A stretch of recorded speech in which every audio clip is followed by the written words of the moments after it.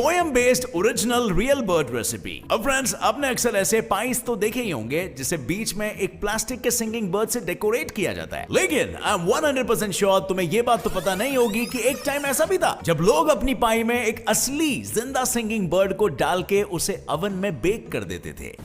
एक असली जिंदा जीती जागती बर्ड को नहीं मानते? अरे इस पे तो एक पूरी पोयम भी है जो हमने नर्सरी में पढ़ी थी। 4 and 20 blackbirds baked in a pie। और तो और एक फूड राइटर स्टीवन रेकलिन ने भी इस पर लिखा था, जहां उसने ये कहा है कि जब वो पाई बनाने की कई सारी रेसिपीज पढ़ रहे थे तब उन्हें इस रेसिपी के बारे में पता चला, जहां लोग जिंदा बर्ड पाई में डाल देते हैं ताकि टेस्ट और बढ़ जाए। भाई जिंदा बर्ड पिघलेगा थोड़ी ना, जो बेक करने के बाद पाई का स्वाद बढ़ जाए।